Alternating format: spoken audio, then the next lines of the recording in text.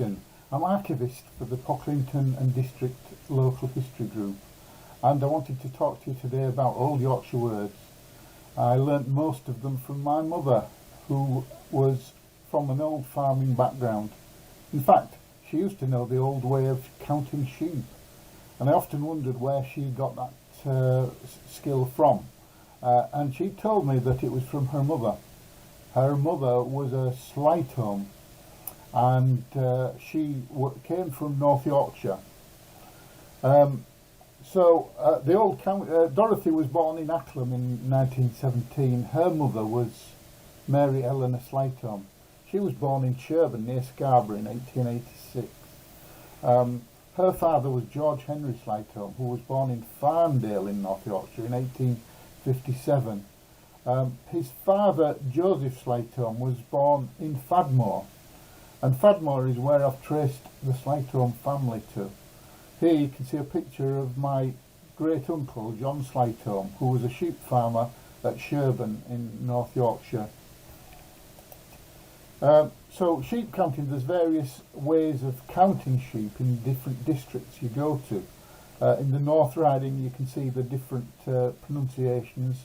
Middleton in Teesdale's got different ones, and Craven in Northwest Moorlands has got a different one again. The one that's closest to my mother is the one that is from Middleton in Teesdale, I think, and she used to say Yan Tan Titherer Mitherer Pip, Liser Catra Horner Dick. That's the way that Middleton in Teesdale said it. The Sleighthome name itself is very Scandinavian, and of course the word Stockholm is very similar to the word Sleighthome, and it usually means an island or raised ground, and a home is usually reclaimed area surrounded by marsh. So in Old Norse, Sletholme means flat ground near water. So flat or raised ground near water. So the Sleighthome origin in Fadmoor, you can see, goes way back. In fact, the earliest record I've found in Fadmoor itself is a tax record in 1301 for a Rogero de Sletholme. And I've been able to trace a direct line back to him from right from 1827, when my 2 times great-grandfather was born there, Joseph Sleighthome. And I've also plotted where the Sleighthome name has been seen in past records. So here is a map I've produced showing that most of the Sleighthome names come from North Yorkshire. Fadmoor itself is a pretty little village, right on the top of the wall of the actual North Yorkshire moors, and it's an interesting village. It was linked very much to Gillamore, and Gillamore is where the church was hand built by one of my ancestors. Built it by hand in stone. But Fadmoor itself is an interesting line of villages. So the origin of Fadmoor, R.W. Crossland had a theory that the line of villages on the northern edge of the marshy vale of Pickering were the first wave of Norse settlements around AD 700, and that would include Cropton, Appleton, Spaunton, Fadmoor and Gillamore. Within a mile of Fadmoor is Sleightholme Dale, so this could be the origin of where the actual Sleighthome surname came from on my line of family. Various Scandinavian words can be traced back to Old Norse. So when you flit, you move house. Haver is alts in Scandinavian. A steer is ladder. A grave is to dig. So when you make a grave, you're digging. And to reek is the Scandinavian word for smoke. Band is their word for string, and team is to paw, and ligging is to lie down. So words used by Norsemen include bairn, they still use that today as their word for child, and in Old East Yorkshire a child was a bairn. Bail is an old East Yorkshire word for crying or shouting, and that can be traced back to a word used by the Norsemen. To be dourly is being ill or dismal or lonely. When you're dourly, you're really down, and that can also be traced back to a word used by Norsemen. Ding or deng is to strike, or it's a swear word when something goes wrong.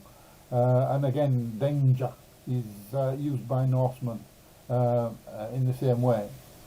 To move abode, when you're moving house, you tend to flit, and that's an Old East Yorkshire word, and that can be traced to a word used today in Scandinavian called flitter.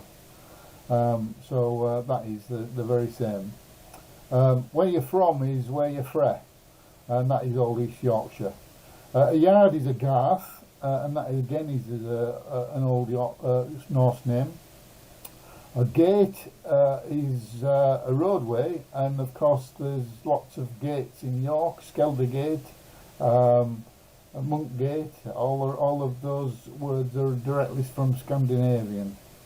A cuckoo is a gowk in East Yorkshire, and that again, that's the same word used in Norse. A female lamb is a gimmer, and again, that is the same in Scandinavian. To lope out gate is to leap, and halaupa is the words used in Norse. Low-lying land is well known as being car land in East Yorkshire, and that's low-lying land, and again it's spelt with a K in Norse. A horsefly is well known as a clegg. We used to always get clegs on horses and cattle, and causing problems in summer. And to lake about is to play, and leka is still used in Norse today as in Norwegian and Scandinavian today. A mole is a moldywarp in East Yorkshire, and that is the same word in Norse, moldvarp. Must is mun, and to smoke is to rake, and to overturn is to scallop, and a basket is a skip, and slippery is to be slape about, and watertight is theat, and busy is throng. So very similar words used in Norse.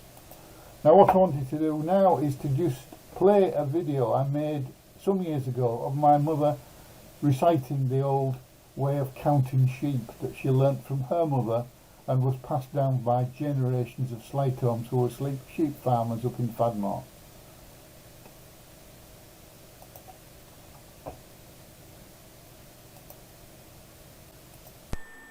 Okay, Mum, do you want to have a go at doing the old way of counting that you were taught when you were a little girl? Right. Yang, tang, Titherer, Mitherer, pick, Tresa, Liser, Catra, Donna, Dick.